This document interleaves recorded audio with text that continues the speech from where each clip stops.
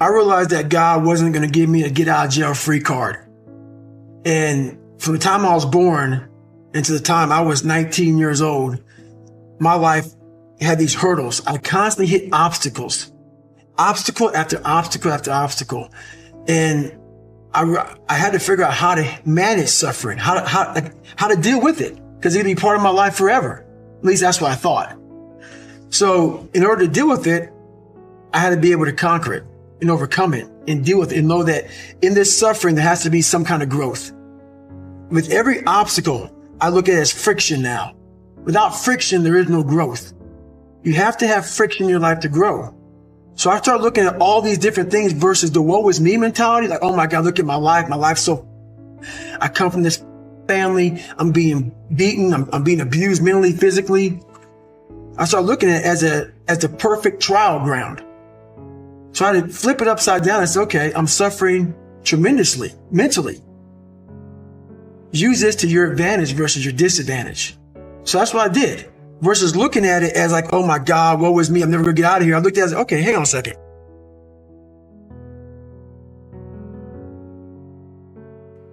Hang on a second. If I can overcome this, if I can find some power in this, some way to get through this, that right there will be the fuel for the rest of my life. And so I found great strength in suffering. Great strength in it because why? Through all of that, it started to callous my mind over the victim's mentality. This whole thing about suffering, yeah, it sucks. Really bad. Really, really bad. But we all live on this side of suffering. On this side. This nice box that's very comfortable, that we know when everything's going to happen. We're in it. It's good. We know how everything's going to turn out. It's those few people who are willing to go on this side of suffering.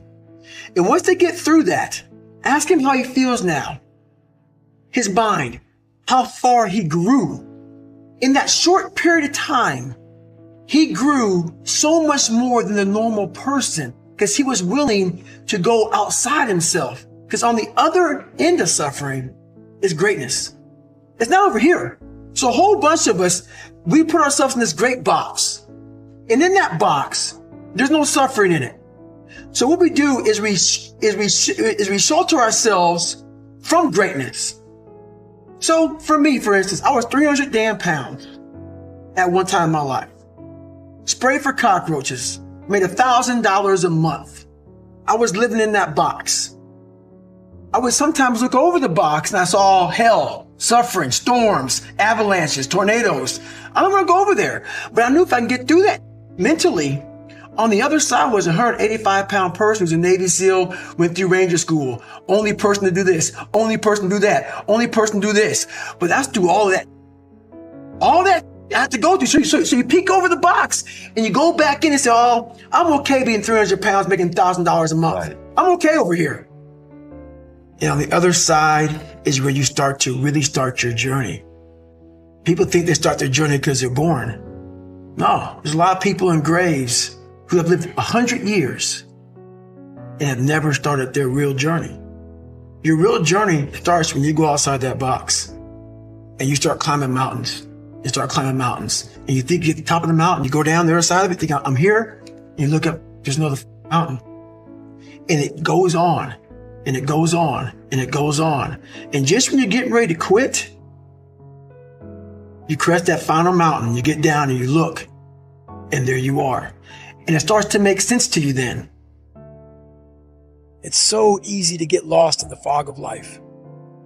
Tragedy hunts us all, and any event that causes suffering will linger longer than it should if you let it. Because our sad stories enable us to grade ourselves on a forgiving curve. They give us latitude and justification to stay lazy, weak-minded motherfuckers, and the longer it takes for us to process that pain, the harder it is to reclaim our lives. Sometimes weakness and laziness are rooted in hate and anger, and until we receive the confession, apology, or compensation we believe we are owed, we stay stuck in our shit as a form of self-righteous rebellion against our tormentors or even against life itself. Some of us become entitled. We think our pain entitles us to feel sorry for ourselves or that we are entitled to good fortune because we survived hell. Of course, feeling entitled doesn't make it so. Understand, the clock is always ticking. And at some point, your golden hour will expire unless you take action. People who get lost in their past, the ones who bore their friends and family with the same tragic story over and over without showing a hint of progress, remind me of a skydiver who becomes too fixated on their tangled parachute. They know they have a backup ready to go, but burn so much time trying to fix the primary chute that they forget to track their altimeter. And by the time they cut the first chute away and pull the second ripcord, it's too late.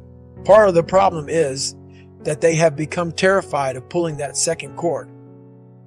Because if it's also f***ed up, then they truly will be helpless. That is a mental trap set by fear.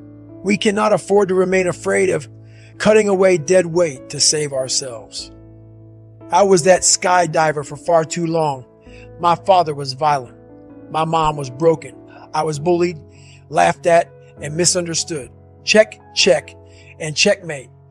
And yet, I was breathing free, and I was not bleeding. Physically, I was alive and well, and perfectly capable of cutting all of that bullshit away. I'd wasted way too much of my life telling myself the same sad story. I needed to move forward. It was time to write something new. If an act of God or nature tore your life apart, the good news is that you really have nobody to blame. Yet, the randomness of it all can feel so personal, as if you've been marked for doom by the fates. If you feel wronged by somebody else, you may be waiting on a confession or an apology in order to move forward. But I'm sorry to say the apology, that tearful confession you've been dreaming of, will never come. The good news is you don't need anybody else to free you from your trauma. You can do it on your own. My father never apologized to me. Nobody ever said sorry for anything I went through.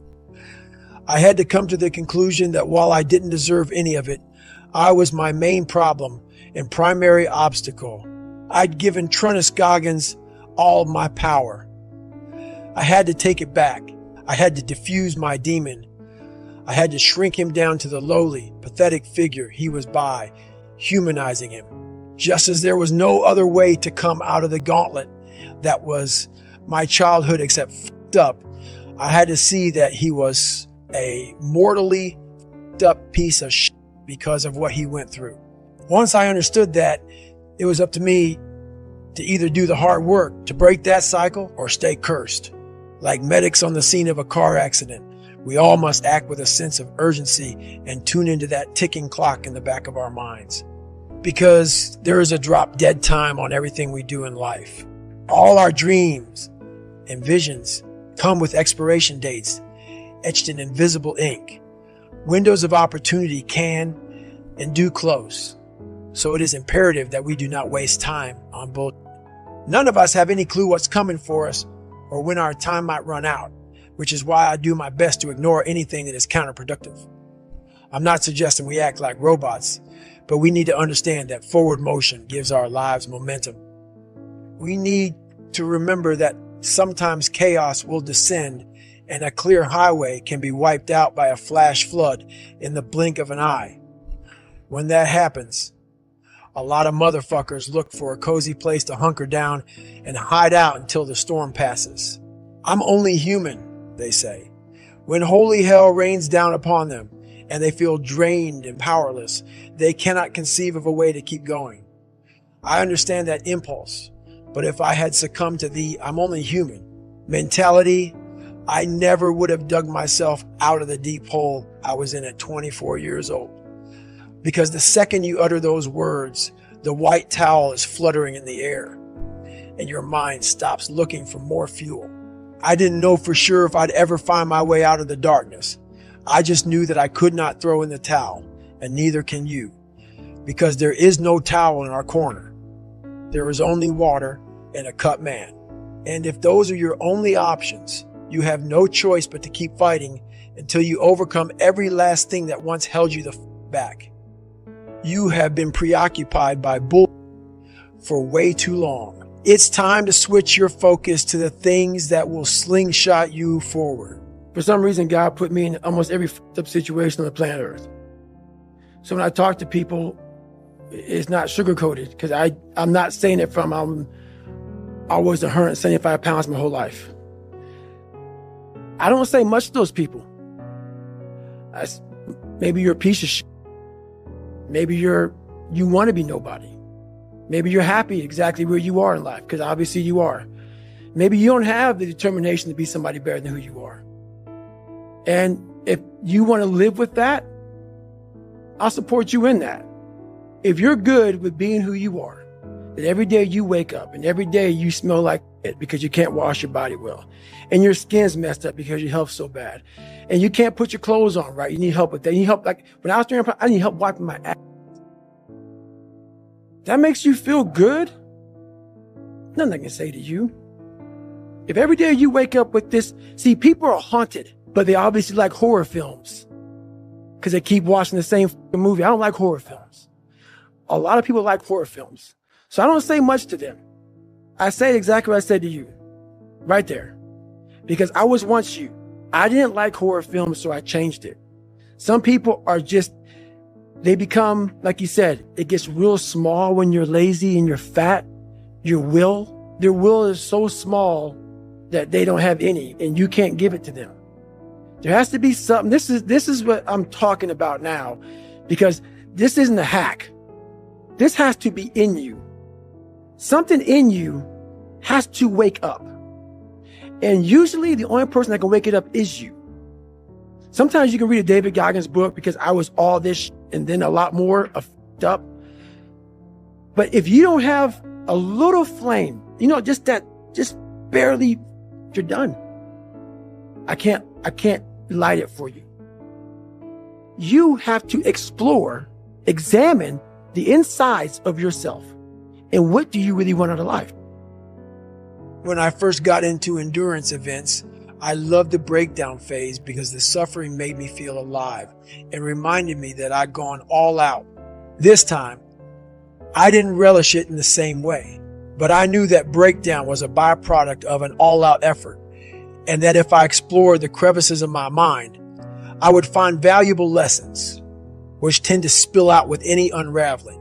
Most people prefer to avoid breakdowns like this because the suffering can be so overwhelming, it just might mark you forever.